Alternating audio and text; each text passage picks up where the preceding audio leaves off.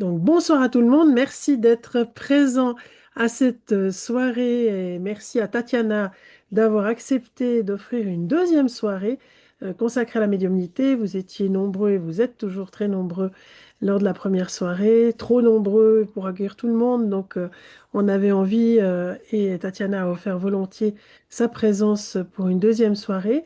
Une soirée qui est consacrée, comme vous en avez peut-être l'habitude, à l'école de la conscience à un thème précis, hein. Régulièrement, j'invite des personnes qui ont des activités autour du domaine de l'intuition. Et Tatiana, elle va se présenter dans un instant. Elle travaille en médiumnité, ce qu'on appelle aussi en France en médiumnité spirit. Et elle va vous expliquer en quoi ça consiste et vous faire une démonstration de son travail. Voilà, je te laisse la parole. Je vous souhaite à tout le monde une belle soirée et on va se retrouver dans un petit moment pour les questions. Mais avant, Tatiana, je te laisse la main.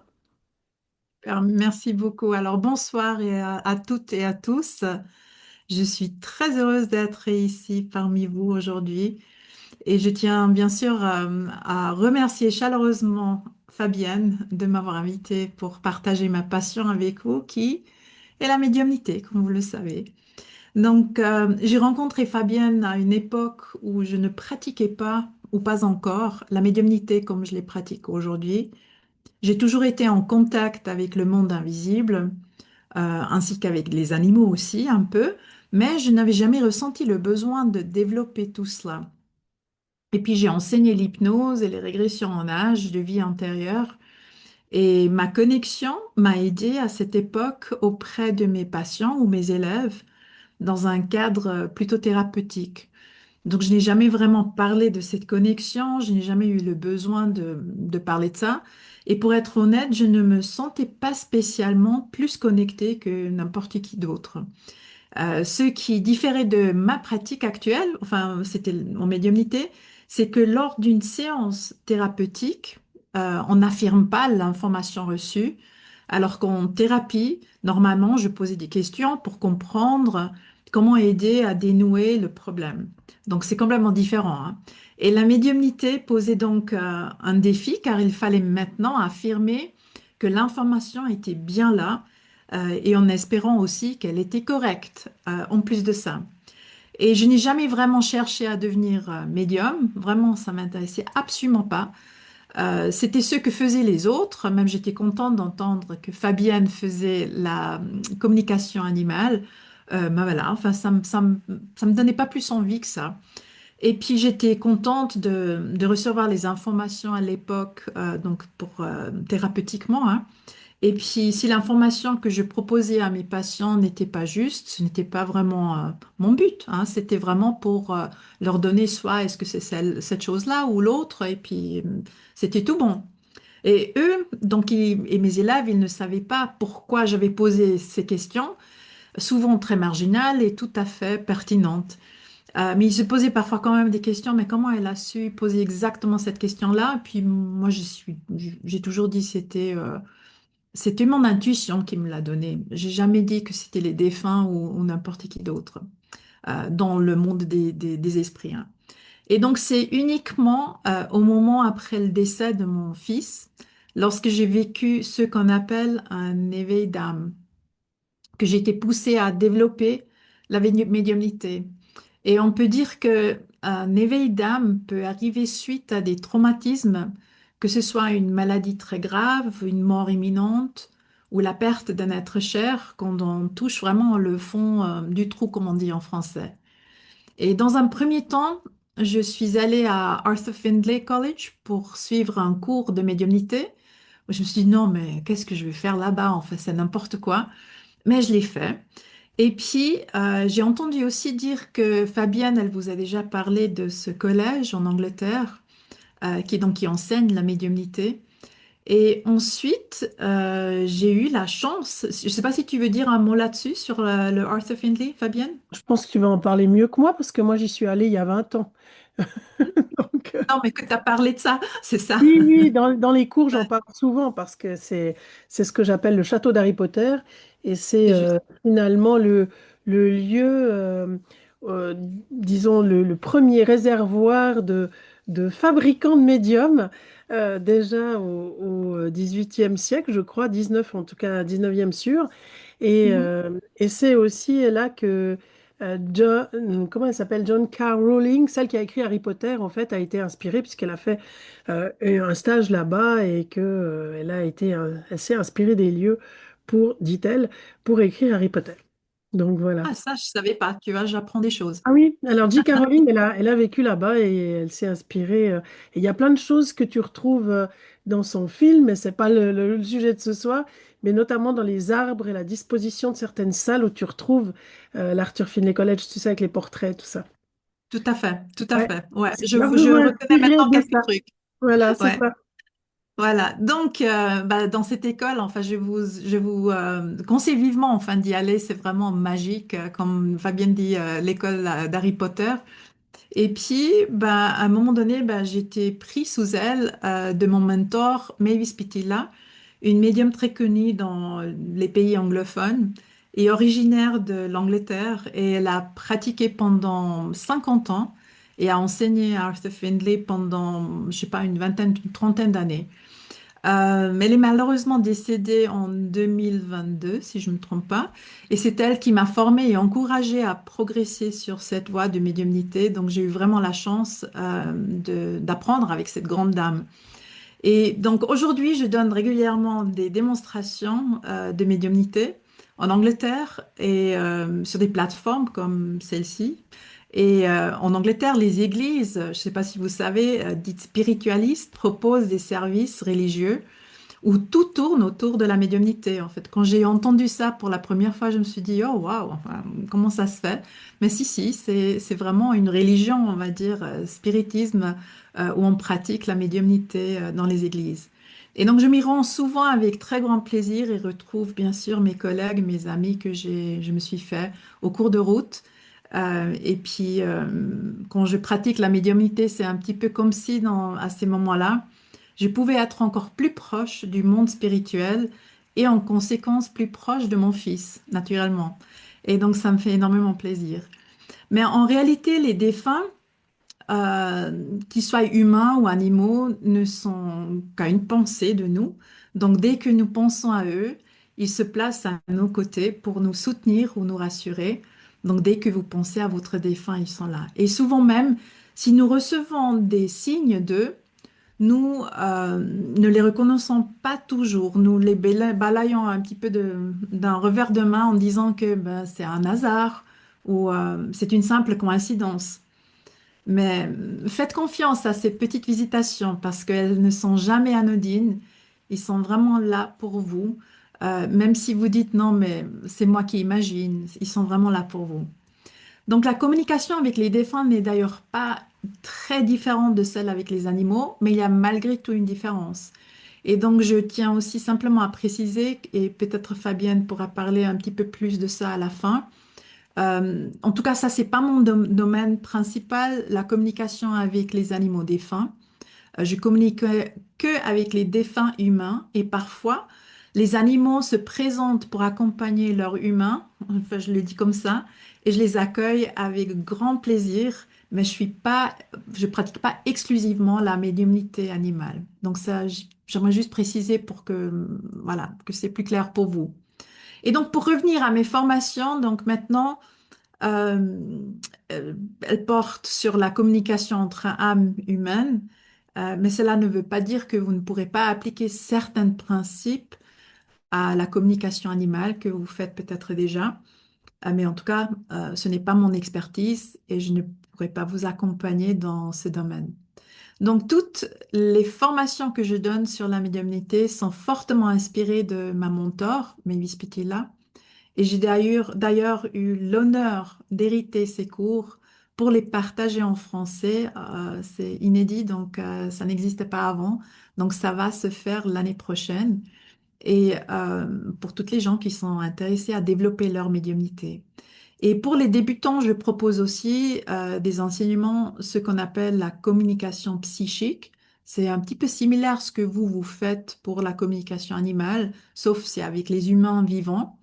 Et donc, il s'agit simplement, je dis simplement, en toute simplicité, de lire l'énergie d'une autre personne vivante et de se connecter à son âme pour donner des informations en espérant qu'ils sont justes, hein, sur cette personne. Et donc, c'est similaire à ce qu'on fait en voyance, mais sans nécessairement prédire l'avenir, même si certains éléments sont inscrits dans notre aura, dans notre énergie, dans les très grandes lignes. Donc, on pourrait le faire, mais c'est pas pour cette raison-là qu'on le fait. Et puis, une fois que vous apprenez à vous connecter à votre propre âme et celle à une autre vivante, nous progressons vers la communication avec les défunts et comme en communication animale, nous cherchons les preuves. Donc, on veut vérifier les éléments concrets qui permettent d'identifier clairement qu'il s'agit bien du père, d'une sœur, de la mère ou toute autre chair du consultant. Donc, ces formations commencent l'année prochaine. Je vais peut-être afficher plus tard des détails vers la fin. Et donc, il y a une formation d'un an hérité de Mavis que je viens de mentionner, qui débute en janvier, et d'autres formations d'une durée de 6 semaines. Et je commence en février 2026. Donc, sont aussi proposés pour ceux qui souhaitent pas encore s'engager sur toute une année complète. Donc voilà, donc ça c'est pour l'apprentissage de la médiumnité, autant de la théorie et la pratique. Et donc, ce qu'on fait aussi en pratique, et puis je donne des retours pour que bah, les gens ils peuvent progresser et pour bah, pouvoir avancer dans la médiumnité en tout cas. Donc, je vais maintenant commencer la démonstration. Peut-être vous l'attendez avec impatience. Et ensuite, nous prendrons le temps pour vous, pour quelques questions auxquelles je vais répondre avec grand plaisir. Et donc, avant de commencer avec la démonstration, j'aimerais vous laisser avec une pensée qui me tient particulièrement au cœur. Nous parlons souvent du monde spirituel comme d'un monde d'ailleurs, très lointain. Mais en réalité, il n'est jamais vraiment séparé de nous, ce monde spirituel. Il respire à travers nos souvenirs, donc à travers vos pensées, vos êtres chers, et à travers nos émotions et nos élans du cœur. Donc chaque fois qu'on nous pensons à un être cher, nous créons un pont invisible entre les mondes, un pont qui est fait d'amour. Et l'amour, lui, ne meurt jamais. Et ça, je peux vous assurer, l'amour est toujours là, toujours vivant. Et donc la médiumnité n'est pas un don réservé à quelques-unes ou à quelques-uns, c'est une capacité naturelle, une sensibilité que chacun peut apprendre à reconnaître. Et c'est l'art d'ouvrir son cœur pour écouter ceux qui murmurent dans le silence. Et lorsqu'on ose écouter, quelque chose en nous se transforme et on découvre que l'on n'est jamais vraiment seul, que la vie continue, qu'elle ne s'arrête jamais et que ceux que nous aimons continuent eux aussi de nous aimer. Alors pendant cette démonstration, je vous invite à rester ouvert et pleinement présent pour accueillir ceux qui se présentera. Et parfois, ce sont des proches les plus intimes, une mère, un père, une sœur, un frère ou un enfant qui se manifestent. Et parfois, ce sont des amis, des connaissances, un voisin ou même quelqu'un que nous n'avons pas très bien connu, mais qui souhaite simplement venir pour faire un petit coucou et déposer une pensée ou un souvenir. Donc, accueillons-les tous avec douceur, avec ouverture et surtout avec amour, parce que c'est vous qui les a amenés avec vous ce soir. Donc, nous sommes nombreux aujourd'hui. Donc, il y aura quelques personnes dont un proche se manifestera. Et rassurez-vous, si votre proche ne se manifeste pas, cela ne signifie en rien qu'il ne vous aime pas ou qu'il est absent. Les communications suivent leur propre rythme, parfois leur propre rythme logique et parfois leur propre moment. Donc souvent à travers les messages destinés à d'autres personnes, nous pouvons recevoir quelque chose pour nous-mêmes et donc nos vies se croisent, se ressemblent et parfois se reflètent presque à l'identique et on est parfois surprise à quel point on a des vies presque identiques. Alors, si un message résonne en vous, accueillez-le. Et il peut aussi être une bénédiction sur votre chemin et être exactement ce dont vous avez besoin d'entendre aujourd'hui ou ce soir. Donc, merci pour votre présence et votre bienveillance et votre écoute.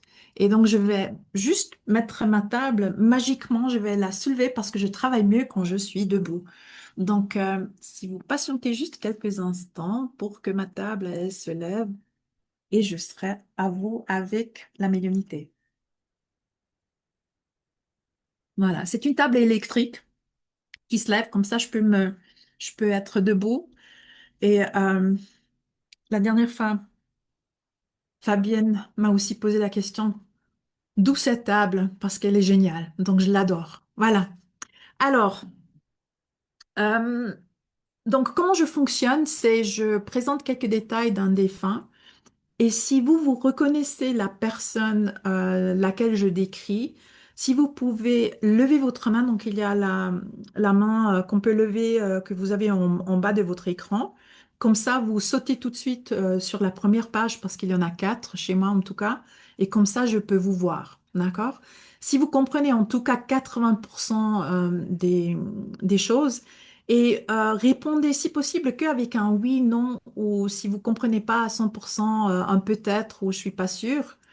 Et comme ça, voilà, on va avancer, puis je vous donnerai des informations. Ne me donnez surtout rien en retour des informations parce que c'est moi qui travaille et c'est vous qui écoutez. Donc, faisons comme ça. Il y a un écran qui s'affiche, Fabienne. Je sais pas d'où il vient et pourquoi il vient, mais Marie-Claire, c'est toi qui as partagé quelque chose sur sur l'écran. Merci, c'est pas pour toi l'écran. Marie-Claire, il faut que tu sortes de... Je sais pas où tu te balades, mais tu as été appuyée sur une commande qui voilà. est... Voilà, merci. Merci de rien partager, s'il vous plaît. C'est juste pour Tatiana, le partage d'écran tout à l'heure. Ben, C'est pour pour l'instant, on après. n'a pas besoin, donc voilà. Je vais Très éteindre. bien. Alors, donc voilà, si vous vous reconnaissez, vous levez juste tout simplement la main. Alors donc, pendant que je suis ici, il y a déjà depuis un moment, il y a un couple qui est avec moi et je sais que ce couple, ils ont eu, donc c'est un mère et une père pour quelqu'un ici et je sais que ce couple a eu une maison dans laquelle le papa, le père travaillait et puis qu'il bricolé dedans. Enfin, ils ont fait beaucoup de travaux dedans. La mère s'occupait merveilleusement bien du jardin, mais je sais, c'est le papa qui est maintenant plus proche de moi et qui s'occupait donc de cette maison, qui bricolait des trucs. Parfois, ces bricolages ne se sont pas toujours bien passés, mais la maison, elle était toujours intacte, elle était toujours bien dans son ensemble. Il y avait des rénovations de salles de bain, des rénovations de plein de chambres, la peinture. Il y avait toujours un truc à faire. Et je sais que ce papa, il aimait aussi bien creuser. Je le vois creuser des trous dans le jardin pour, alors, attendez, creuser des trous dans le jardin pour poser un arbre, pour faire des choses. Je sais que c'était un père, un homme travailleur qui travaillait beaucoup et qui, pour lui, il n'avait que le travail. Et si quelqu'un était assis quelque part dans un coin, bah, il l'aimait pas trop. Il aimait qu'on lui aidait à travailler et à faire. Donc, est-ce que quelqu'un reconnaît ce père qui était plutôt travailleur et puis qui rénovait énormément la maison? Pas encore. Oh, il y a quelqu'un. Chantal, c'est toi qui reconnais? Ouais. Très bien, ok. Alors, c'est la seule où il y a encore quelqu'un d'autre. Alors, si Chantal peut juste enlever allumer le micro, pardon. Oui, Voilà. voilà. Alors, très bien. Donc, vous reconnaissez enfin toutes ces informations, et avec la mère qui aimait bien s'occuper du jardin et le père qui creusait, puis qui ne permettait pas en réalité que les autres se reposaient. Il était tout le temps en mouvement. Oui, Oui. Et puis aussi le dimanche matin, bah, il fallait pas trop dormir, bah, adolescent ou comme ça. Fallait se lever, il fallait toujours travailler, faire. Et puis quand lui, il était en travail, en position de travail, bah, les autres devaient, même s'ils ne pouvaient pas travailler et réellement aider avec les travaux, bah, on devait être à côté pour lui donner les outils. Oui. Hein. Et puis c'était ennuyant parce que bah, voilà, il fallait juste être là pour donner des outils pendant que lui, il faisait ses trucs. Et puis parfois, c'était voilà, pas très intéressant. Donc je sais que il me montre aussi que il me montre aussi qu'il avait parfois un langage quand les choses dans les travaux ne fonctionnaient pas exactement comme il voulait, qu'il était un peu expressif, un peu expressif dans le sens où peut-être il jurait un peu, mais c'était pas expressif dans le sens mais juste des voilà, des petits jures, enfin voilà, pas trop, Non, mais j'ai non. pas tellement ce souvenir-là, mais D'accord, mais c'est pas grave. Mais je sais d'accord.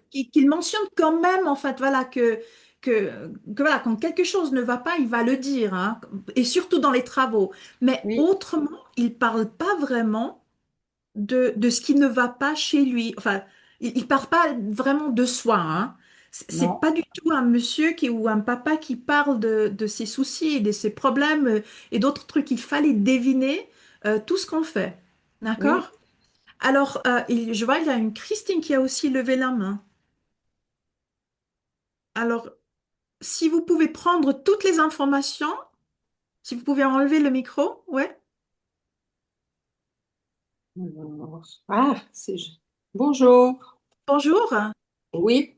Moi, il y a certaines choses effectivement qui ressemblent aussi à mon papa. Par contre, D'accord, tout à l'heure, vous avez mentionné une maman aussi. Est-ce que ce serait une maman qui, elle aussi, n'est plus vivante? tout à fait. D'accord. Donc, ça peut pas être le cas parce que moi, ça ressemble assez à mon D'accord, papa, mais ma maman est toujours vivante. Donc, d'accord. Mais je me sens vraiment attirée par Chantal. Donc, j'ai juste d'accord. voulu vérifier que j'ai pas loupé quelque chose. Donc, je D'accord. continue avec Chantal. Alors, je Très bien. sais que le couple, comment dire, votre père, il aimait aussi, enfin, il avait la nourriture favorite, hein. Il y avait des choses qu'il mangeait, mais il y avait des choses qu'il mangeait absolument pas. C'est-à-dire que on pouvait lui le mettre, il allait le manger, mais c'était pas les choses favorites. Donc votre mère, elle ne le cuisinait pas parce que lui, il l'aimait pas. Vous Oui, comprenez cette oui, information? oui. Ok. Alors, c'était un peu restreint, enfin, un peu, enfin, il mangeait quand même, hein, mais c'était juste, en fait, ça devait se faire à sa, on va dire, comme lui, il le souhaitait un peu, hein. Donc, c'était lui le chef de famille, donc il fallait un petit peu plier on va dire, à ses désirs, mais pas dans les grands mots. Vous comprenez ce que je Mhm. veux dire? Enfin, juste des petits trucs, hein. Oui, oui. Je sais aussi qu'il aimait chanter. Il aimait la musique et une musique spécifique. Alors Enfin, c'est chanter, je pense pas, mais la musique, oui, il aimait. la musique, il aimait. Mais quand je dis il aimait chanter, comment on appelle ça? Euh, Chantonnait. voilà, qu'il faisait. Puis parfois aussi, il sifflait ou comme ça, pour Oui, montrer un peu qu'il était content. Enfin voilà, que on l'entendait quand il était content, en tout cas. oui, Hein, c'était sa manière de se montrer. Alors, je sais aussi que vous comprenez que lui, son décès était je veux dire, il avait des maladies, enfin, il me montre qu'il avait des problèmes de santé, hein, oui, qui l'accompagnaient pendant, je veux dire, des années, mais rien de extrêmement grave. C'était juste des problèmes de santé qui pouvaient se soigner avec des médicaments ou avec des soins, hein, on va le dire comme oui. ça. J'ai un petit peu chaud là. Ouf. Ouais, ouais, bah, j'ai aussi chaud, mais je peux pas enlever parce que sinon je Oui, serais. Donc, je sais aussi que donc lui, avec ses petites maladies, bah, d'un coup, il avait des problèmes je le vois avec une canne. Vous comprenez qu'il marchait avec, enfin qu'il avait des problèmes pour se déplacer vers la fin, hein. oui, vers la fin, oui, c'est Voilà, ça, c'est ça, vers la fin. c'est Et juste. puis d'un coup, bah, il tombe. Je sais pas s'il est tombé malade, mais il me dit, bah d'un coup, ça va plus et ça va très rapidement son décès. En fait, c'est d'un coup, ça va plus et puis il part. Hein. Oui, Et il n'y avait pas le temps de vraiment dire au revoir. C'était vraiment tout de suite. oui, Et, et même si bah, tout le monde était, on va dire, on s'attend quand même en fait aux parents qu'ils décèdent un jour, mais c'était pas là à ce moment-là, vous comprenez? Tout à fait. Et donc, il y avait cette tristesse dans toute la famille, mais lui, il veut juste dire que vous avez tous bien compris que j'ai pas voulu, euh, je cherche les mots, j'ai pas voulu que les gens devraient s'occuper de moi trop ou trop longtemps. C'était une belle, un beau départ en quelque sorte pour juste vous laisser tranquille, parce qu'il voulait absolument pas qu'on Exactement. s'occupe de lui, hein. Bon, Et maman, elle est décédée après lui, c'est juste? oui, Ouais. Et donc, elle a eu un temps où c'était vraiment difficile sans lui parce qu'il était vraiment un couple soudé et solide et ensemble. vous Et êtes elle, incroyable. elle aimerait vraiment, enfin, les deux, ils aimeraient dire. Et puis, votre mère, elle était plutôt quelqu'un qui était droite et puis qui disait des trucs, quand il fallait le dire, elle le disait un petit peu sans Mhm. filtre, hein, que lui, il Oui, était plus en retrait. Mais elle oui, aimerait vous dire qu'ils sont les deux ensemble. oui, Et je que sais. Et que elle a voulu lui laisser la place qu'il s'exprime parce qu'il a jamais vraiment eu le temps de s'exprimer C'est juste. euh, enfin pas vraiment. Il n'a pas voulu, il a pas, voilà. Et là, Oui, il a trouvé un petit peu sa voix pour s'exprimer, pour dire ce qu'il voulait dire. Mais aussi, les deux sont là et il aimerait vous rappeler, enfin la raison pourquoi ils viennent aujourd'hui, il aimerait vous rappeler que euh, j'ai envie de dire, et puis je le dis comme ça vient, hein, que la vie, elle est belle malgré tout. Et je ne sais pas pourquoi ce malgré tout vient, mais je suis sûre que vous comprenez pourquoi ils disent malgré tout.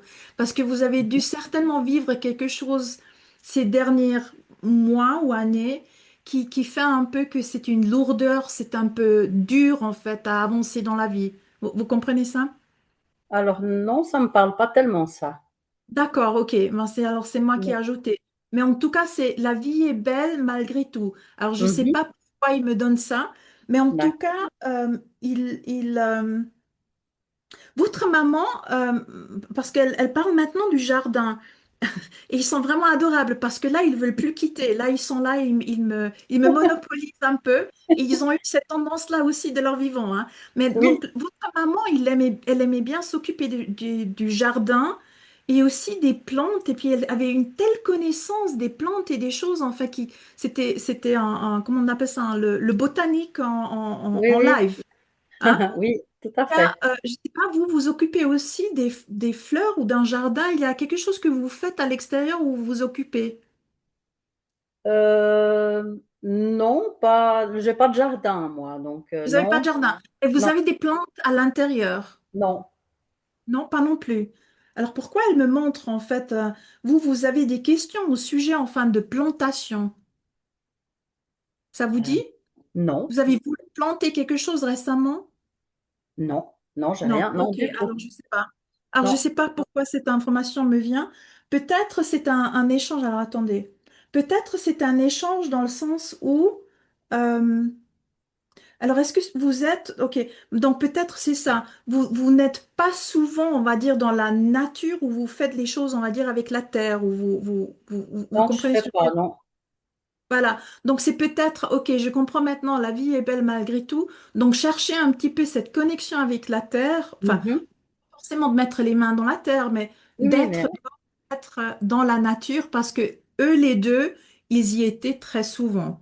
oui, Quelque chose qu'ils ont fait très souvent. Et puis ils oui, disent un peu, bah voilà, Chantal, il faut sortir, faut s'émerveiller oui, de la terre et des montagnes et des forêts. Voilà. oui, oui, Alors plus, je vous oui. envoie plein d'amour de leur part. Ils sont vraiment, vraiment très adorables. Et Merci beaucoup. voilà, une bénédiction aussi pour être avec eux. Je pourrais vraiment parler des heures avec eux, hein. Donc, Waouh. merci beaucoup. Merci à Merci. vous, Tatiana. Merci beaucoup. J'espérais, mais je savais Voilà. pas Il faut la- s'ils allaient être là, mais super. Voilà. Merci infiniment. Merci à vous, Chantal. Alors, voyons. Là, j'ai une maman et une maman qui me donne cette impression de. Donc, quelqu'un ici a le souvenir, maman était là un jour de la semaine et elle faisait du repassage. Et le repassage, quelqu'un d'ici a ce souvenir de l'odeur du repassage. Et cette odeur du repassage et aussi du linge, en fait, de la lessive fraîchement faite, c'est quelque chose que vous essayez de reproduire et puis il n'y a jamais cette même odeur que maman, elle a eue quand elle a fait sa lessive et quand elle repassait. Et je sais que cette maman, elle repassait vraiment tout, en fait, j'ai envie de dire de la culotte jusqu'à la nappe de table, enfin vraiment tout en détail, devait être repassé. Que je sais que quelqu'un ici, moi j'ai l'impression que c'est sa fille qu'elle est ici. Et, et je sais aussi qu'elle était extrêmement bonne en préparant, en fait, dans la cuisine les choses. Elle a vraiment su. euh, on va dire, rassembler les gens autour d'une table avec de la nourriture qui était vraiment juste magnifique. Alors, est-ce que quelqu'un reconnaît cette maman enfin, le repassage, c'est vraiment un truc hyper important. Rose, vous Bonsoir. reconnaissez tout? Bonsoir. Jusque-là, oui, tout, mais alors je veux pas me remettre en doute, mais alors oui, la lessive, c'est quelque chose qui est important pour moi. J'essaie de retrouver, je l'ai trouvé avec une certaine lessive, cette odeur qui est celle de mon enfance. Et effectivement, maman, elle rassemblait tout le monde autour de sa table de cuisine parce qu'elle Très passait bien. toute sa vie dans la cuisine. Je me sens attirée. Et puis ce truc avec la lessive et l'odeur, c'était très très important pour elle, pour qu'elle le mentionne. Alors, elle me donne pas la recette, comment la reproduire, cette odeur et cette lessive. Ça a dû être, je sais pas à quoi, peut-être à l'eau ou autre. Mais en tout cas, elle est là. Alors, elle me montre aussi qu'elle a eu des recettes qu'elle a écrites à la main, mais même des recettes qu'elle a écrites quand elle avait, je sais pas, 25 ans, ou enfin, quand elle était très très jeune, et puis qu'elle gardait un petit peu des papiers. C'était pas dans un classeur ou quelque chose comme ça, mais des papiers, enfin voilà, Ouais, des bouts de et papier. Ouais. avec des bouts de papier. Et ces Mm. bouts de papier, ils existent encore. Et vous les avez en fait. Il y a quelque part un truc où il y a ces bouts, vous l'avez pas. Non, j'ai pas pu accéder à certaines Ah, choses. Ça me d'accord, déplaît. ok, ok. Mais ces bouts de papier, vous vous rappelez en fait avec son écriture qui était, elle me dit qu'elle n'était pas parfaite cette écriture, mais on pouvait lire ce qu'elle a écrit. Mais voilà, enfin c'était son écriture vraiment spécifique. Et elle me montre aussi qu'il y a une recette que vous vous rappelez.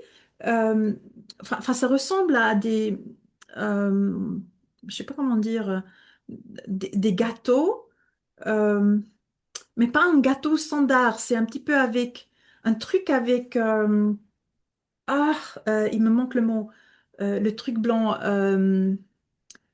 En anglais, on dit coconut. Noix J'arrive pas à trouver. noix de coco?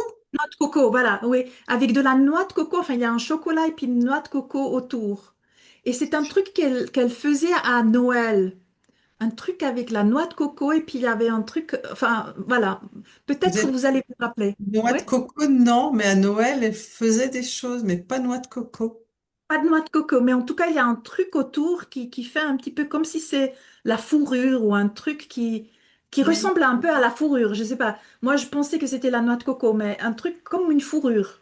Ça vous dit rien? Euh, oui, je peux vous en parler, je peux vous dire? Non, non, non, dites juste, vous pouvez prendre Oui, enfin cette partie, la oui, fourrure. je prends ça. D'accord, très bien. Pas la noix de coco, ça je peux accepter. Mais en tout cas, elle me montre bah, toutes ces trucs qu'elle a fait en Noël, toutes ces préparations. Ça prenait des heures et des heures et des heures. Enfin, quand elle était dans la cuisine et puis elle emballait et puis elle donnait. Et puis il y avait, bah, pendant, même si tout le monde y mangeait déjà à partir du 1er décembre, mais il restait encore en janvier parce qu'il y en avait des montagnes. Et même si elle a partagé à d'autres personnes, il en restait encore. C'est du Toujours. style, il y Ah avait oui, juste tout. tout. Euh, et Oui. je sais, parce qu'elle me partage, pour vous, hein, elle me partage qu'il y a ce côté-là, vous voulez le reproduire, mais c'est juste trop de travail pour faire tout ça d'un coup. Donc peut-être vous faites juste un ou deux, trois petits trucs, hein, mais c'est jamais Mm. dans tout Non. ce que elle faisait, hein. Mais Mm. elle a dit, mais c'était un autre temps. C'était un Mm. autre temps où on se prenait du temps à faire ces choses-là. Mais Mm. elle me dit aussi que vous avez, au contraire d'elle, vous avez trouvé des intérêts, pas juste des intérêts pour vous qui sont pour vous beaucoup plus importants que de faire de ces petits gâteaux. Et aussi, vous avez un travail qui vous prend énormément de temps et donc vous n'avez pas le temps à le faire. Et donc de pas le regretter parce que vous pouvez pas le faire. Parce qu'il y a dans les petits gâteaux des petits souvenirs et je sais qu'il y a un en particulier que vous aimez et que vous refaites et qui vous fait penser à elle quand vous le faites et spécifiquement à Noël. Et je Ouais. sais qu'à chaque fois qu'on vous le fait, parce qu'elle me le partage avec moi, elle me dit, mais à chaque fois vous parlez d'elle, mais tu sais, c'est maman qui a aimé ça. Et tu sais, Non. elle vous dit, mais merci beaucoup de penser à moi parce qu'elle est là à côté, elle vous entend et elle goûte un peu, puis elle dit, mais c'est fait à merveille. Peut-être pas aussi joli, mais fait à merveille. Mm. Parce qu'elle, D'accord. elle savait vraiment mettre du détail dans les petites choses où c'était juste, bah, comme, je sais pas, elle aurait pu gagner le pâtissier, le truc qu'on voit à la télévision, hein. Mais Mm. elle me montre aussi que elle était plutôt quelqu'un de, comment je peux dire ça? Réservé, j'ai envie de dire réservé. Donc, elle parlait pas forcément de soi et de tous les problèmes qu'elle avait. Enfin, vous l'avez entendu, mais pas non plus voilà, explicitement. Mm. Mais plutôt quelqu'un de réservé et tranquille. Et j'ai aussi l'impression qu'elle aimerait vous dire quelque chose par rapport à ça, de ne pas garder en vous de le partager, de le partager parce que le partage est important. Et je sais que vous avez eu des échanges vers la fin de sa vie à elle, où vous avez parlé, où vous avez su parler ce que vous n'avez pas su parler avant. Donc elle a dit, n'attendez pas quand c'est 5 minutes avant minuit, mais partagez maintenant, parce que c'est ça l'importance de partager. Et elle vous remercie 1000 fois pour encore penser à elle et de temps en temps de regarder dans les photos et puis de chercher les souvenirs que vous avez passés avec elle. Et surtout, moi je vais dire les derniers 10 ou 15 ans de sa vie, c'est là où votre relation s'est vraiment approfondie, même si avant elle était votre maman, hein, mais il y a quelque chose qui s'est passé à ces moments-là où vous avez vraiment trouvé le lien entre vous deux. Et puis elle dit, mais ce lien, il existe encore. Il est encore là. Et juste une petite chose, elle, vous demandez parfois son conseil maintenant, enfin quand vous pensez à elle. Ouais. Alors, Donc pas le conseil, mais oui, d'être là, de soutien, voilà, quoi. Mm. de soutien, voilà. Et elle a dit, bah, elle est là. Donc il faut pas douter, elle est là. Donc elle vous soutient, elle est là derrière vous quand il faut. Elle le fait comme elle l'a fait à l'époque. Elle vous encourage à aller vers l'avant ou elle vous retient quand il faut retenir. D'accord? Alors, Ok. je vous envoie beaucoup d'amour de sa Merci part et beaucoup. vraiment une dame magnifique. Et j'ai Mm. encore cette odeur de la lessive. C'est juste un Mm. délice, hein. Pour les Ouais. autres, si vous ne l'avez pas, alors moi j'adore, hein, mais voilà. Merci Ouais. beaucoup. Merci Merci. infiniment. Merci. Alors, combien de temps il nous reste? Alors, je vais peut-être faire encore un et puis on va passer après aux questions. Euh, alors,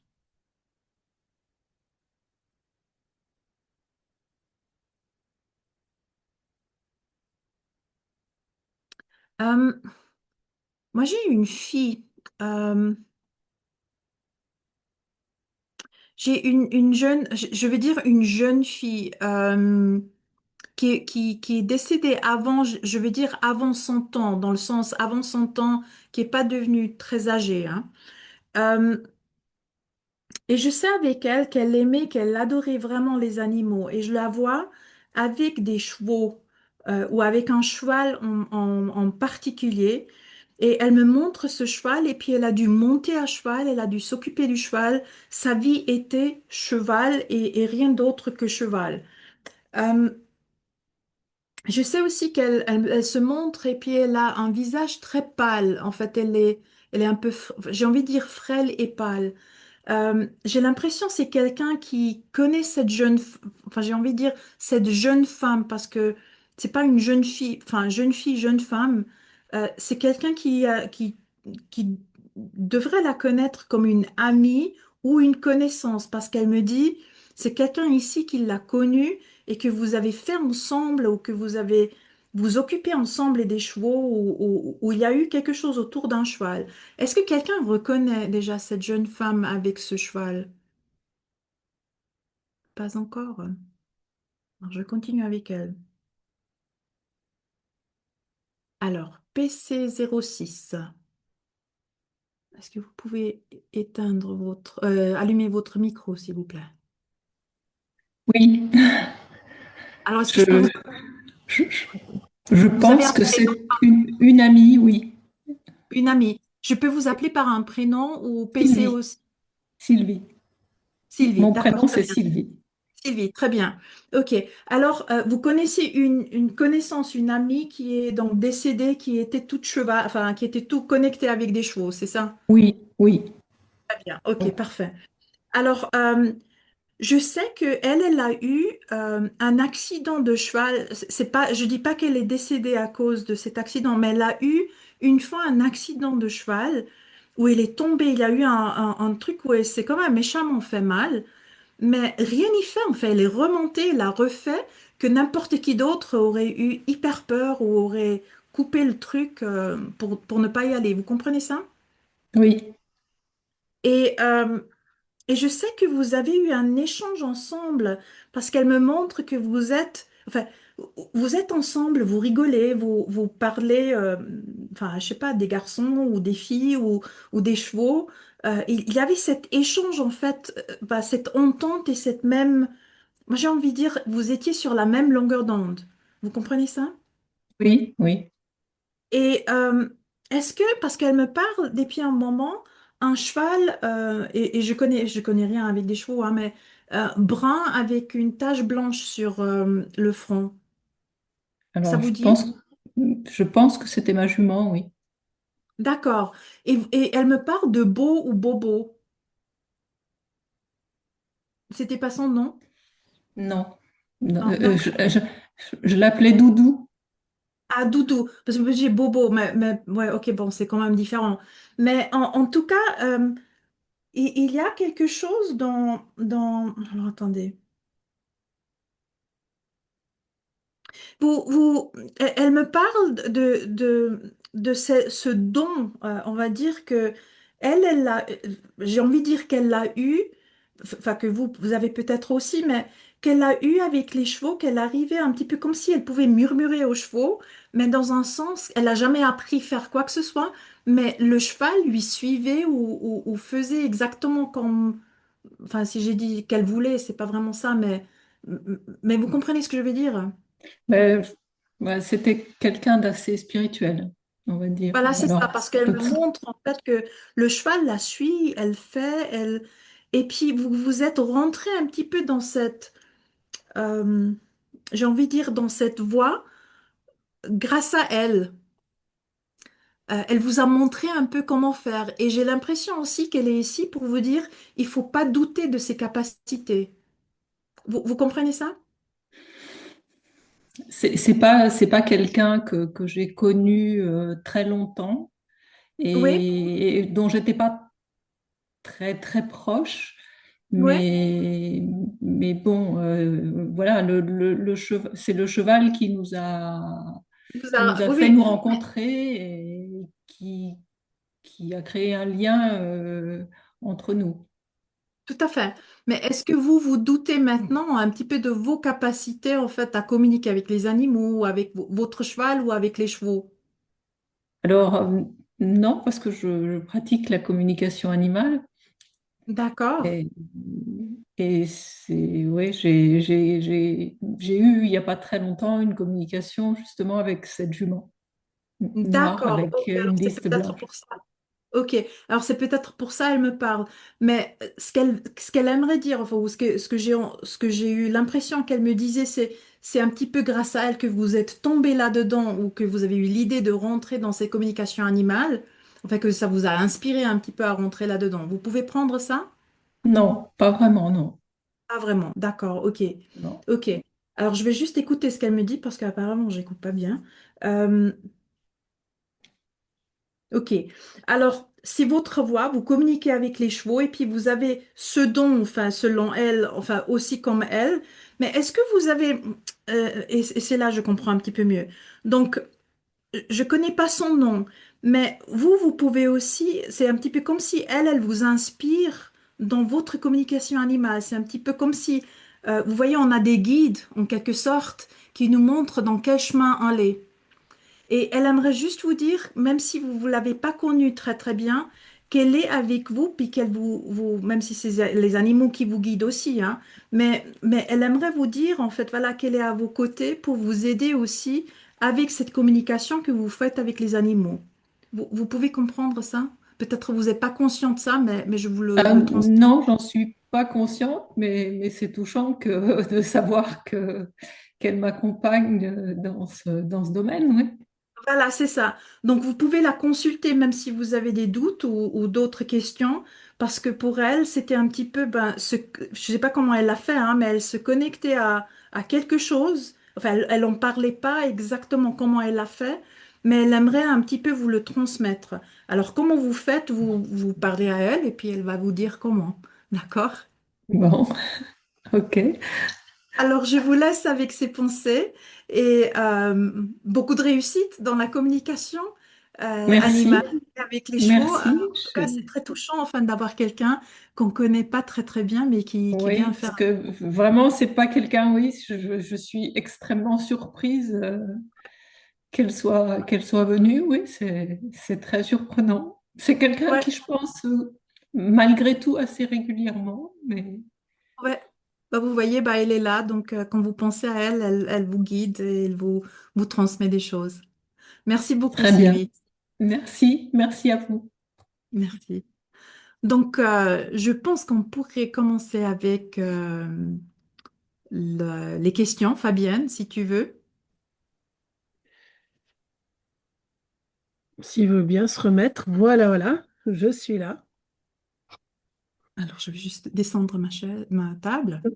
Merci en tout cas pour cette démonstration qui ressemble beaucoup. Alors, une partie des gens qui sont là sont soit dans le programme Murmure, soit ont déjà suivi des formations à l'école en communication intuitive. Donc, le principe est le même que celui qu'on vous enseigne. C'est aussi en médiumnité humaine de pouvoir amener des éléments de validation pour être certain qu'on ne sculpte pas les nuages, comme j'aime à dire. Donc, voilà. On prend volontiers vos questions, soit en direct, vous pouvez lever la main, soit sinon dans le chat, si vous avez des questions pour Tatiana. Alors, il y a quelqu'un qui pose la question, est-ce qu'on peut communiquer avec un enfant né décédé? Oui, bien sûr, on peut. Euh, vous pouvez, donc je vais répondre Fabienne, Oui, oui, à bien cette question. sûr. Oui. Vous pouvez, donc si c'est votre enfant, c'est plus, enfin, pour communiquer avec ses proches à nous, on doute beaucoup plus souvent que si on communique avec quelqu'un qu'on ne connaît pas. Et la raison, c'est parce que quelqu'un qui nous répond comme ici à un oui ou un non, si on a eu l'information juste, ben, on gagne en confiance. Mais vous pouvez sans autre communiquer avec un enfant né décédé parce qu'il a eu une âme et vous pouvez lui parler comme avec n'importe quel autre défunt, parce que c'est aussi un défunt, hein, puis avec une âme qui, je suis sûre, aimerait aussi communiquer avec vous. Je ne sais pas si j'ai répondu à la question, mais s'il y a une autre, je prends avec plaisir. En fait, il n'y a pas d'état d'être pour communiquer avec un défunt. Et on peut aussi communiquer avec une âme non incarnée encore et non née, comme dans l'exemple de l'étude à laquelle j'ai participé, qui a fait l'objet d'un livre, où on était plusieurs médiums à parler avec des enfants in utero durant la gestation de l'enfant sans savoir à quel stade de gestation il était et où les fœtus ont répondu alors qu'ils n'étaient pas encore nés et ils ont donné en plus des informations très précises sur le lieu où ils allaient naître. Donc en fait, il n'y a pas de... L'âme est présente tout le temps en fait. Il n'y a pas d'état de naissance ou de décès qui empêche de communiquer. Je ne sais pas si tu compléterais, Tatiana, mais c'est un peu ça aussi la question. Est-ce qu'on peut parler avec un enfant mort-né? Tout à Euh, fait. ouais. Je suis tout à fait d'accord avec toi. C'est l'intention qui compte, avec qui on veut communiquer. Et puis on communique, hein, et puis ça se passe. Euh, bah, enfin, je dirais, c'est pas très différent de la communication animale. Il y a quelques différences, hein, mais ça se passe de la même manière, hein. Vous captez des informations mentalement ou par les ressentis ou par, comme on a vu tout à l'heure, par les odeurs. Ben, d'un coup, il y a quelque chose qui se passe. Donc, effectivement, on peut communiquer avec toutes les âmes. Peut-être la parole à Jean-Luc.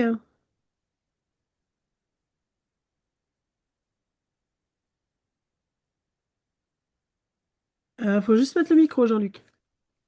Oui, pardon. J'arrivais plus à trouver le bouton.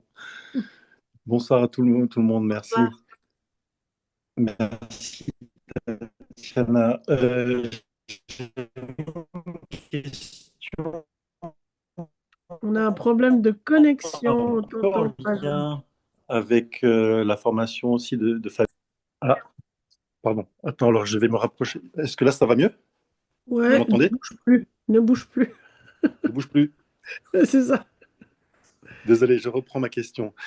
C'est un peu comment vous faites pour rentrer en communication avec les défunts, alors que nous, on apprend difficilement à se mettre un peu en mode alpha, à travers des méditations qui nous mettent en condition de réceptivité, alors que vous êtes en train de parler avec nous, et puis tout d'un coup, vous arrivez à switcher de mode comme s'il y avait un bouton on-off. Enfin, moi, je sais que ça s'apprend, et peut-être pas en un week-end, et justement, il faut suivre des formations.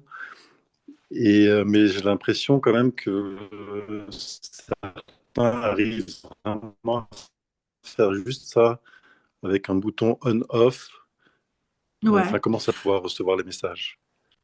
Ouais, bah vous avez vu juste, hein, enfin, c'est la pratique, c'est l'entraînement, c'est beaucoup d'entraînement, à vrai dire, hein, pour justement rentrer comme ça on-off dedans. Alors, il y a ce qu'on appelle des voyages ou des guidances mentales, des voyages mentaux qu'on fait pour apprendre justement à augmenter notre vibration, parce que pour communiquer avec les défunts, il faut monter la vibration.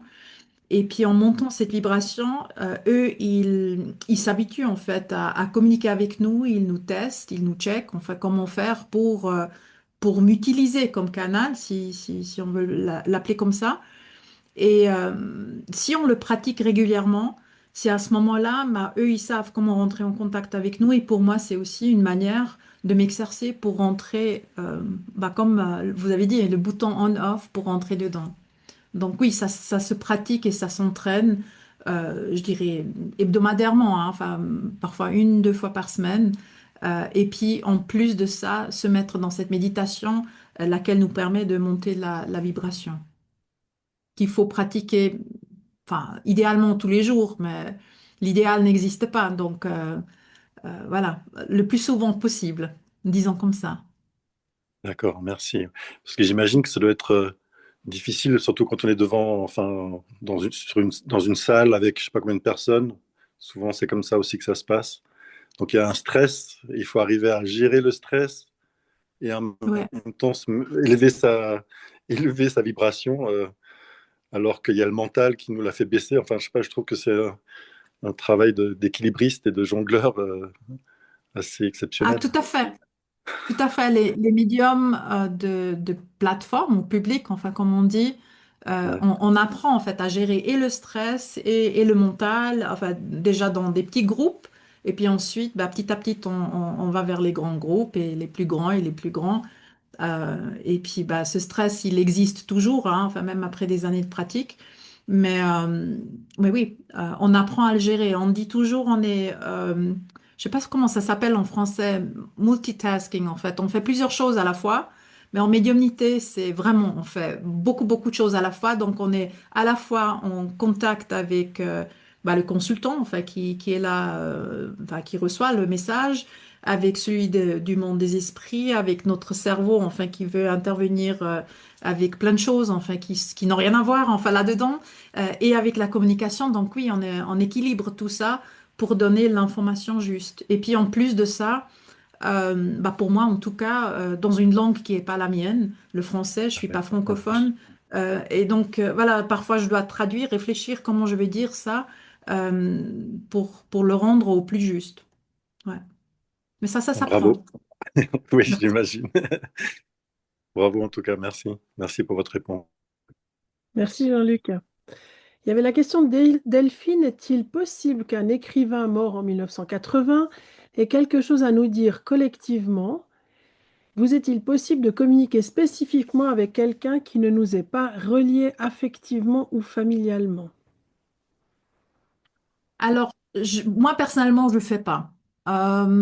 Tout simplement parce que je ressens pas le besoin. Pour moi, le besoin, ou peut-être je vais répondre comme ça. Quand j'ai perdu mon fils, comment dire, mon intention ou mon désir le plus haut, c'était de communiquer avec mon fils et d'avoir l'information de lui.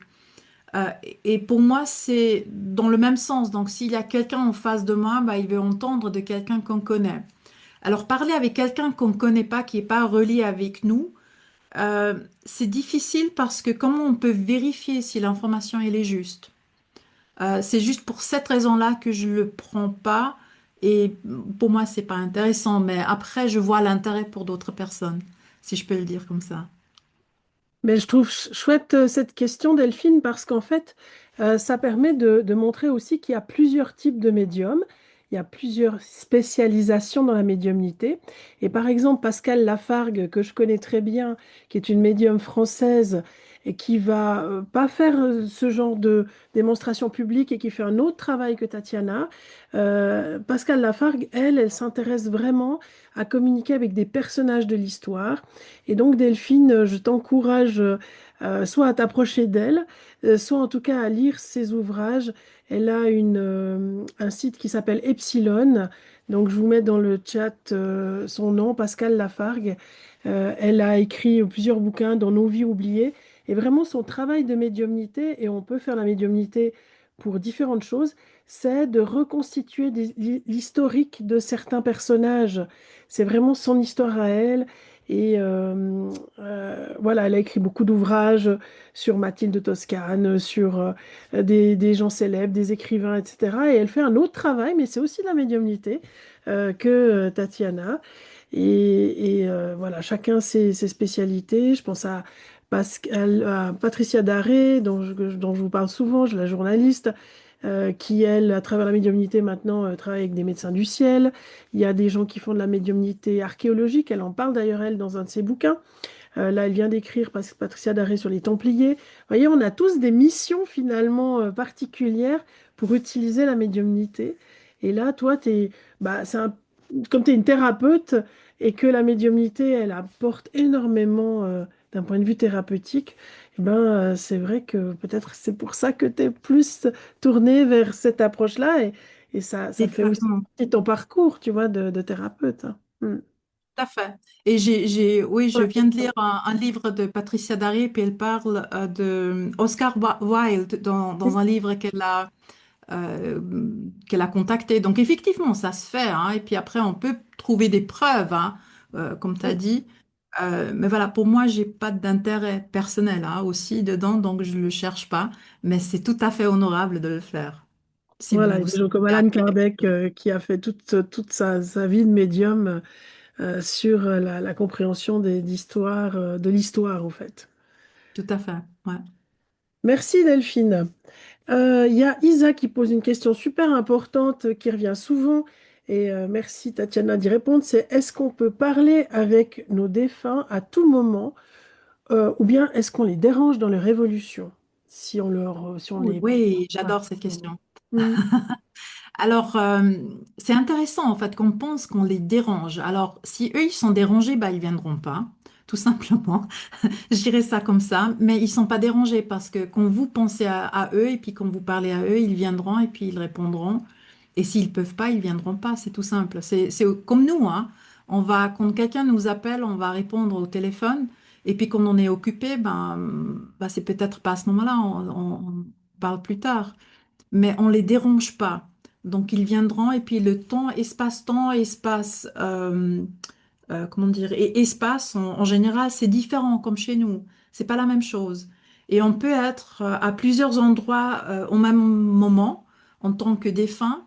Donc, on les dérange absolument pas. Il faut jamais penser qu'on les réveille, qu'ils sont en train de dormir ou j'en ai aussi entendu parler des gens qui disent si on les appelle, on va les attacher et puis ils vont pas trouver la lumière ou tout ça.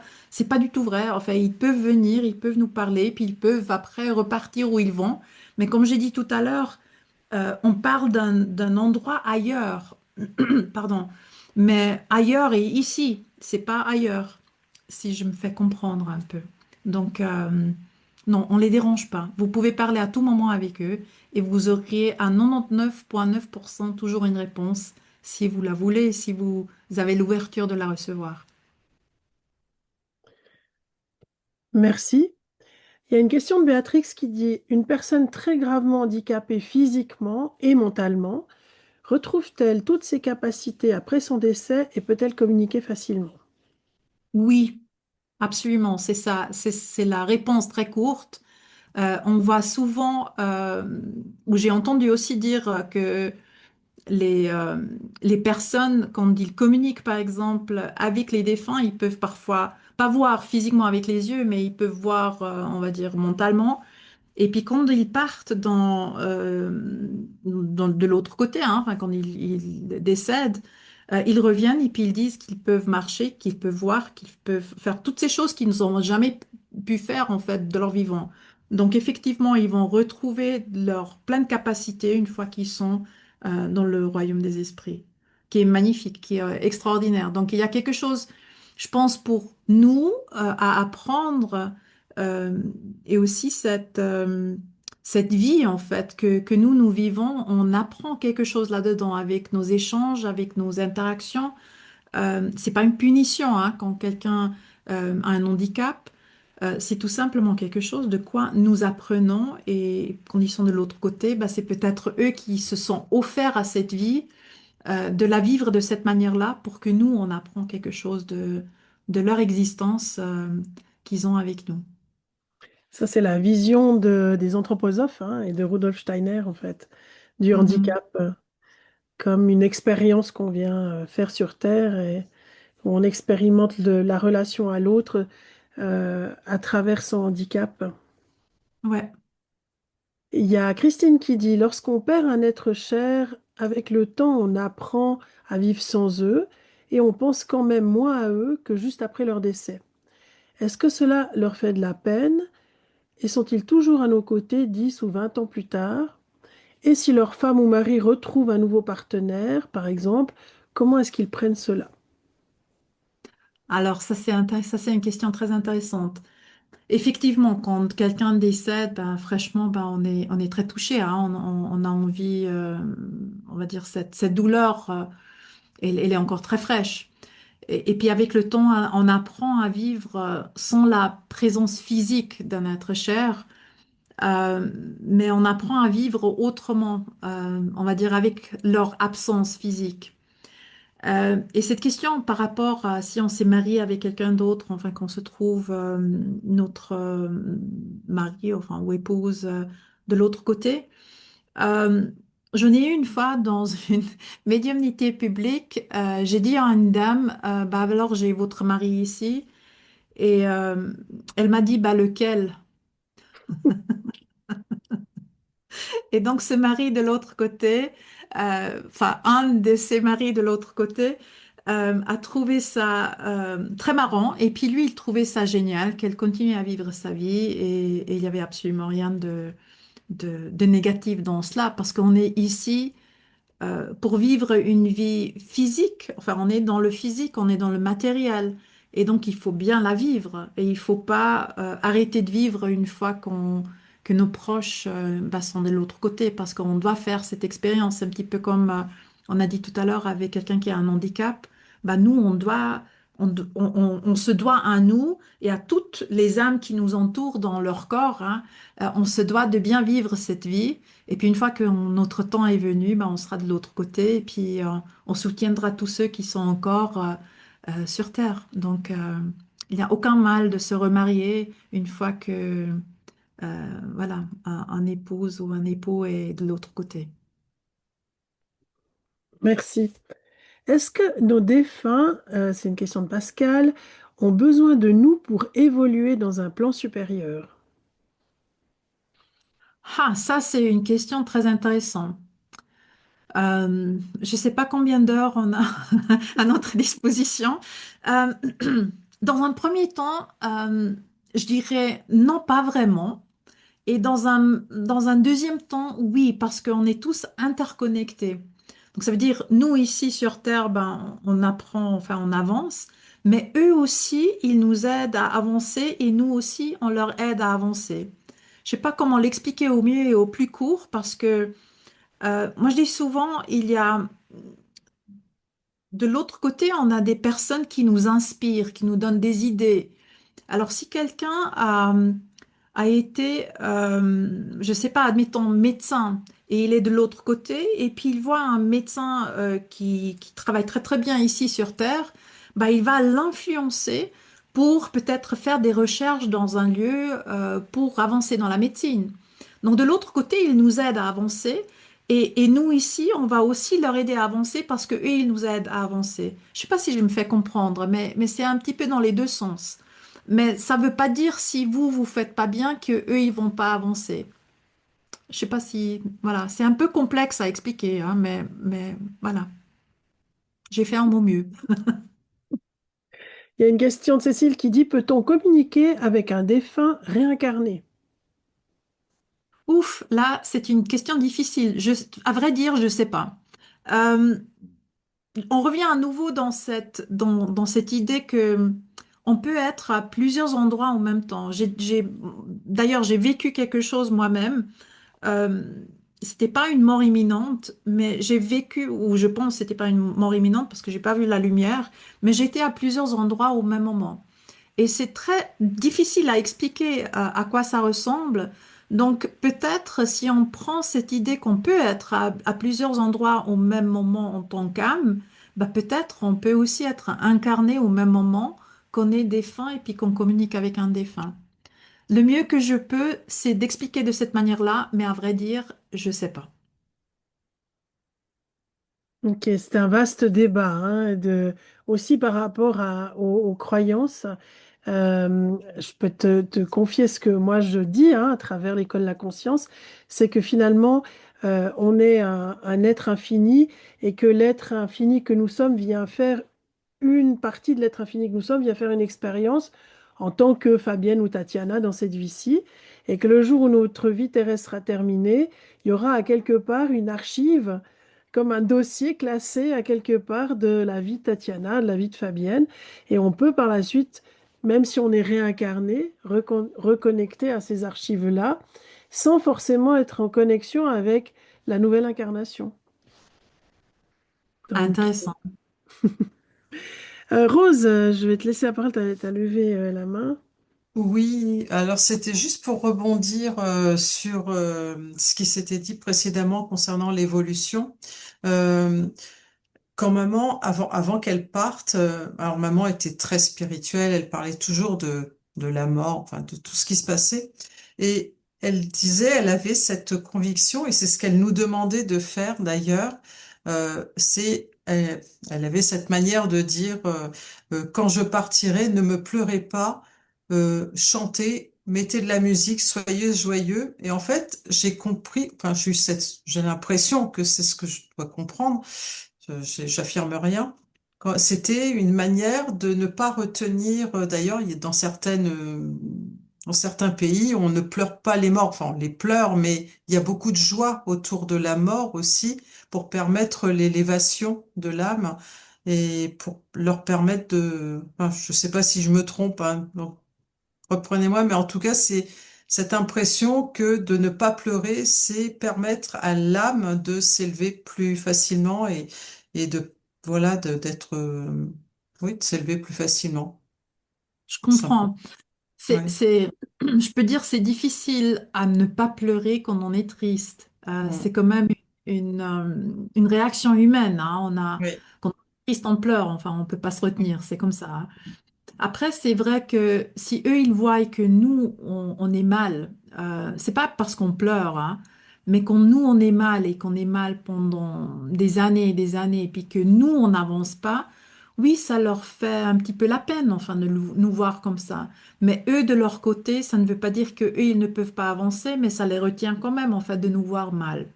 C'est plutôt c'est dans ça. ce sens-là. Mais on Mm, peut pleurer. Enfin, moi, je trouve c'est un petit peu contre-productif, enfin, de ne pas pleurer parce il faut laisser sortir ses émotions.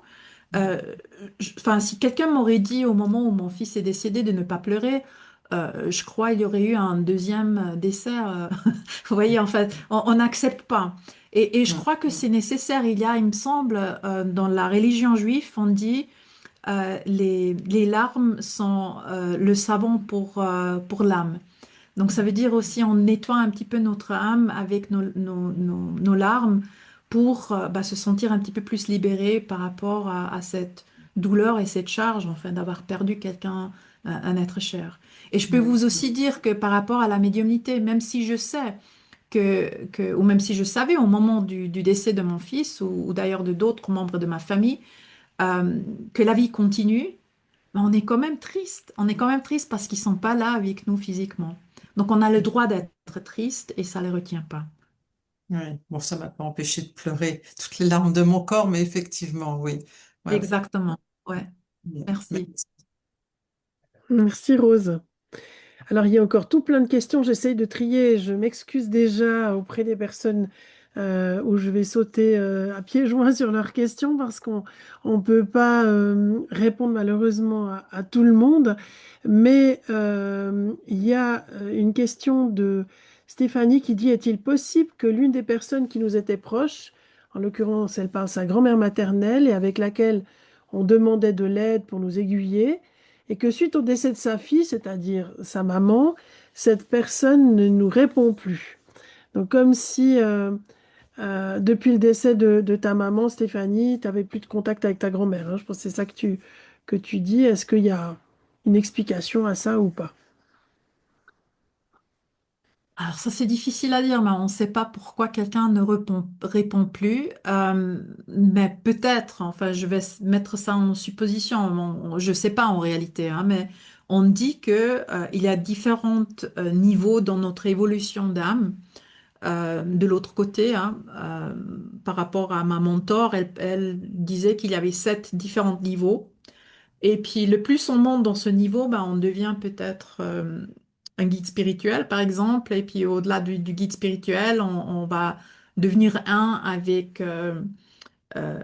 la divinité.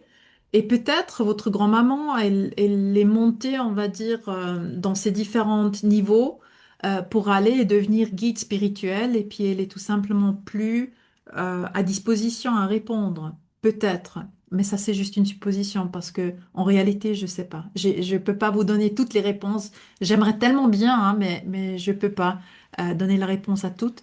Et puis aussi, comme Fabienne a dit tout à l'heure, hein, voilà, il y a ce livre-là dans lequel tout est écrit et peut-être elle est tout simplement ailleurs et on ne sait pas répondre à tout ça, mais il y a certainement une réponse quelque part.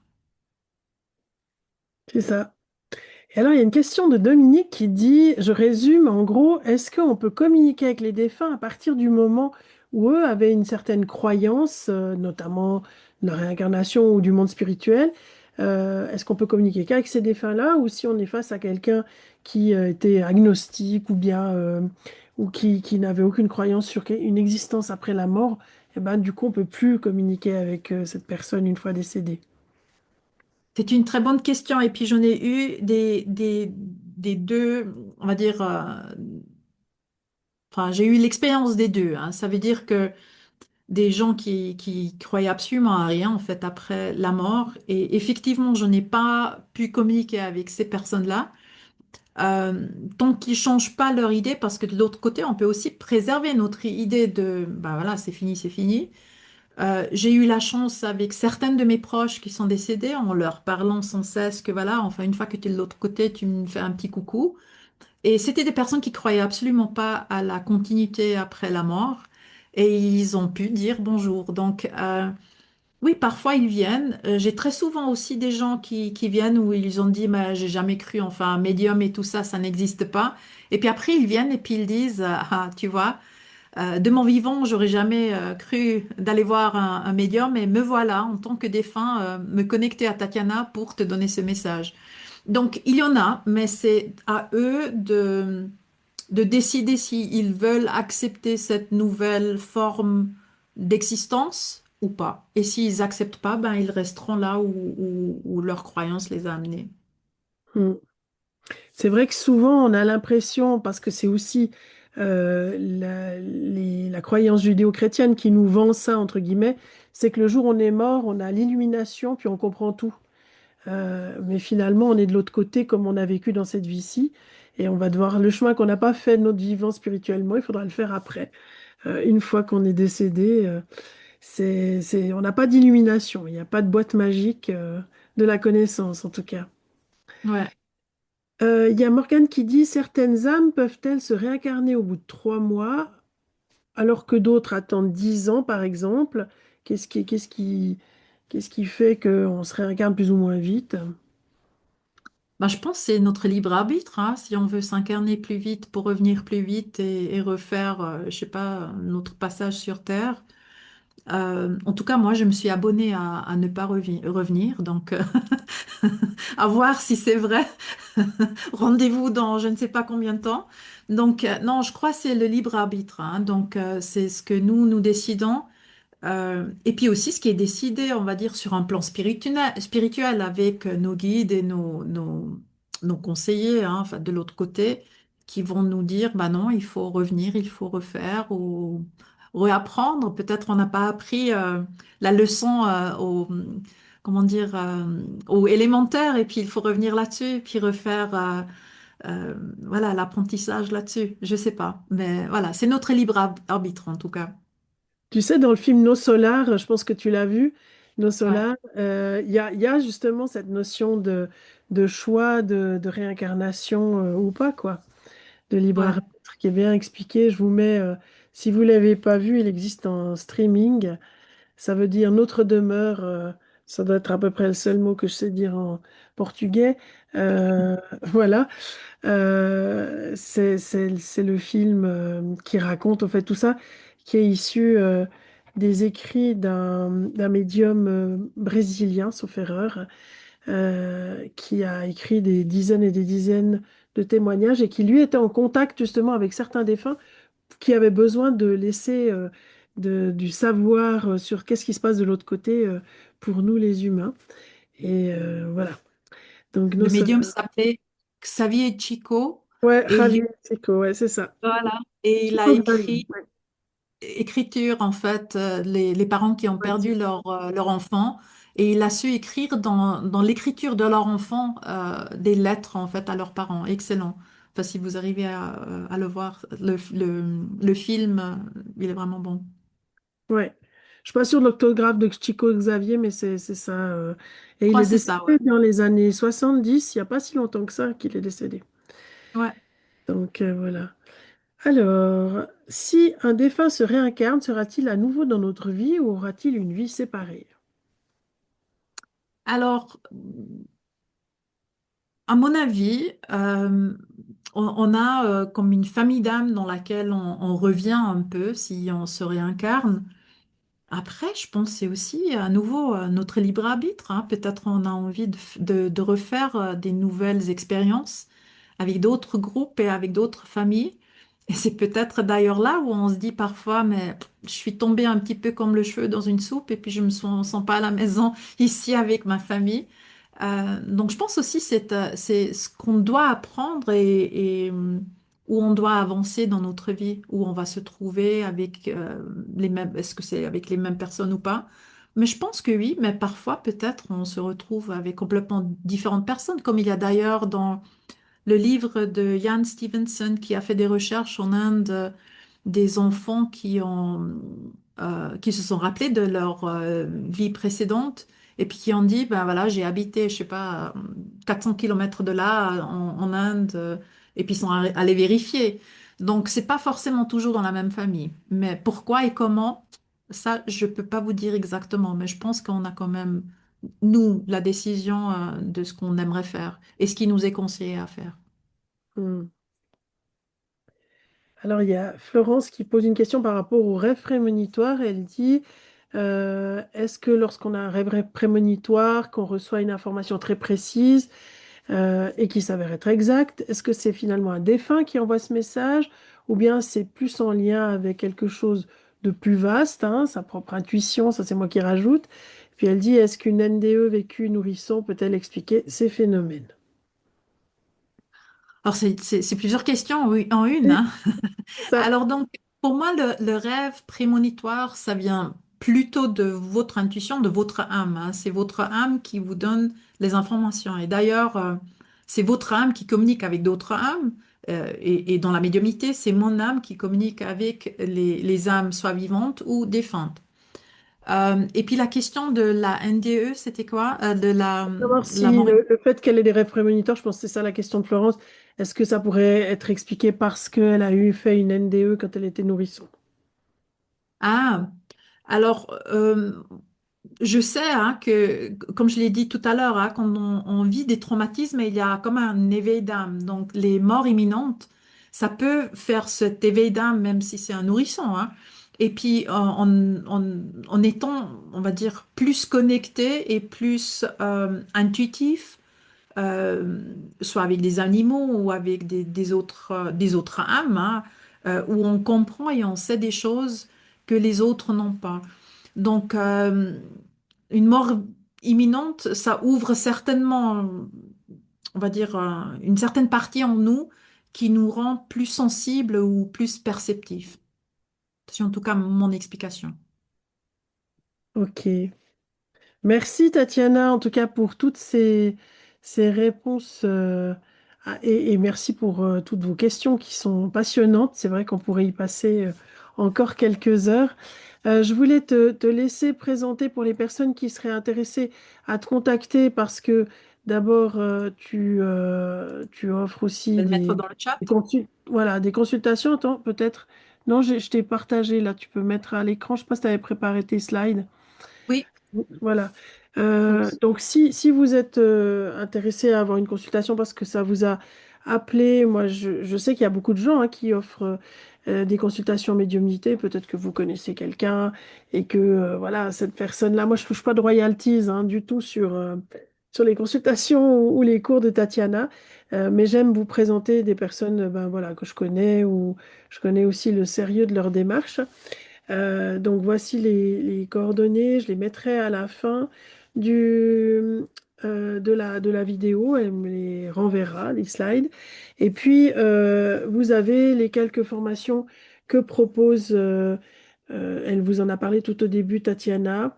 Là aussi, vous aurez ces informations sur la chaîne YouTube de l'École de la Conscience, je pense où sera publié tout ça, mais je vous enverrai un petit mot avec ces infos, si ça vous intéresse à apprendre la médiumnité.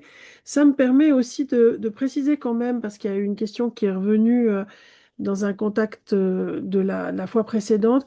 Les personnes qui font Murmure des âmes, vous avez dans Murmure des âmes tout un module, le module 4 qui est consacré à la communication avec vos défunts animaux. Et comme disait Tatiana, c'est très complémentaire, la médiumnité, communication animale intuitive et la communication avec les défunts. Mais c'est pas la même chose quand on communique avec des humains. Il y a aussi un protocole un petit peu différent.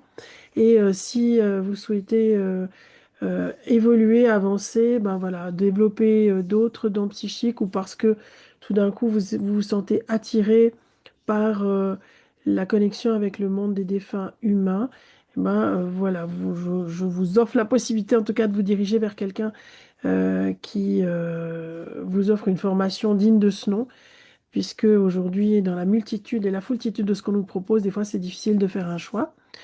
Euh, Après, il y aura un contact, de toute façon, Tatiana, j'imagine, entre toi et les candidats pour évaluer, parce que j'anticipe la question, hein. Est-ce que je dois être débutant si j'ai déjà fait la com animale intuitive à l'école de la conscience, ou est-ce que je peux déjà passer médium ou intermédiaire? Voilà, ben ça, vous vous adresserez à Tatiana et elle discutera avec vous. Mais c'est une autre ouverture sur le monde de l'intuition, puisque je rappelle que l'intuition, c'est ce qui chapeaute au fait tout ça. Et une des manifestations de l'intuition, c'est la médiumnité, une autre, c'est la communication animale intuitive, une autre, c'est le magnétisme. Et plus on apprend à développer nos compétences intuitives, plus on a des antennes, plus on apprend, pour répondre à Jean-Luc, à mettre le bouton on-off. C'est ce que tu vas apprendre tout au long de Murmure des âmes, c'est à mettre le bouton on-off et arriver à un moment donné à pouvoir avoir une partie de son cerveau qui est connectée à quelque part, et l'autre partie qui vous regarde et qui discute avec vous en prenant un café. Donc ça, cette enfin, dissociation, on peut dire, hein, quelque part, c'est quelque chose qui s'apprend et qui se travaille. Il y a, on parlait tout à l'heure du domaine de virtuosité. Ben, même si on a des aptitudes, je parlais de la Star Academy à Tatiana en disant, tous ceux qui sont entrés à la Star Academy, ben, c'est des gens qui avaient des grandes compétences et des aptitudes dans le chant, la danse ou autre, mais en travaillant, ils vont les améliorer. Ben, c'est la même chose c'est pas parce qu'on a des aptitudes à la médiumnité ou à l'intuition, enfin intuitive, pardon, que si on travaille pas, ça va aller mieux. C'est vraiment quelque chose qui se développe. C'est le fitness, tu sais, Tatiana, je leur dis toujours de faire le fitness intuitif. Donc, C'est ça. Ouais, c'est un muscle qui se travaille et puis qui exactement. continue à se travailler. Et vous faites un marathon, mais vous n'allez jamais courir un marathon. Voilà, demain je vais faire un. Oui, Non, c'est pas possible. c'est Ouais. ça. Et puis, tous ces domaines de l'intuition, moi, je trouve passionnant de pouvoir les étudier. C'est une occasion très intéressante qui nous est donnée sur Terre de reconnecter avec l'être spirituel en voyage sur Terre que nous sommes. Donc, voilà. Tout à fait. Ouais. Et je trouve aussi que, je ne sais pas comment c'est en communication animale, mais en tout cas en médiumnité, on n'a jamais terminé à se former, à développer. Donc je continue, hein. C'est des pratiques, des séances de pratique, c'est tout le temps, tout le temps.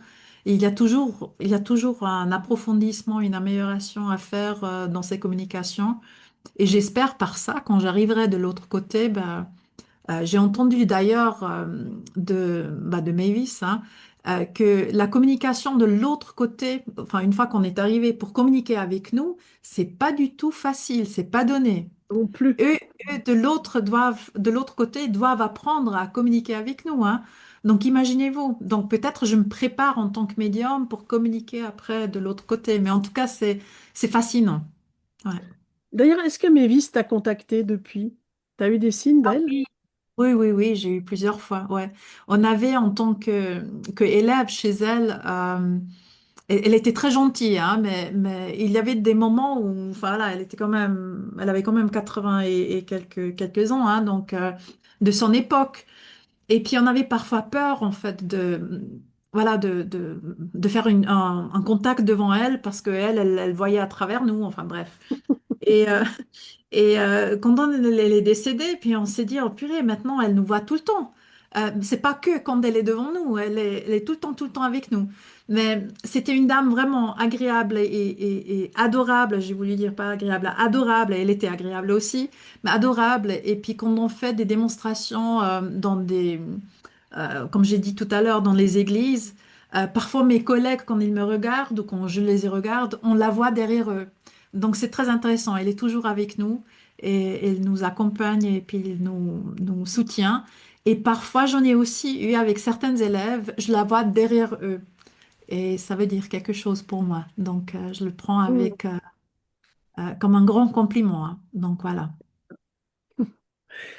Ben écoute, merci en tout cas encore une fois vraiment d'être venu et d'avoir pu présenter ce soir ton travail, d'avoir fait une démonstration aussi. Moi, je vous remercie d'avoir été si nombreux et intéressés au sujet. Et puis, il y a aussi plein de gens qui contribuent dans le chat à mettre les références. Il y a les références de No Solar, la référence de Chico Xavier, enfin, etc. Merci beaucoup, beaucoup. Moi, je me permets de vous souhaiter déjà, même si on n'est pas tout à fait encore à Noël, mais de belles fêtes de fin d'année, à vous, vos animaux, bien sûr, et également une bonne année 2026, année 1, recommencement d'un cycle, d'un nouveau cycle, donc que le meilleur soit pour vous et pour vos animaux, et aussi merci Tatiana, encore une fois, et belle année 2026. Je te laisse le mot de la fin. Merci beaucoup à vous tous. Je vous souhaite aussi des magnifiques fêtes de fin d'année. Merci d'avoir été là, d'avoir posé des questions aussi intéressantes que j'ai jamais pu imaginer. Mais vraiment, avec tout mon cœur et gardez les oreilles, les yeux, vos ressentis ouverts, vos animaux et vos défunts sont avec vous. Merci beaucoup. Merci. Moi, je Au revoir voulais tout le juste vous monde. remercier pour l'échange avec mes parents, encore une fois. Merci beaucoup, Avec grand Tatiana. plaisir. Et Merci merci, à vous. Fabienne. Merci. Au revoir.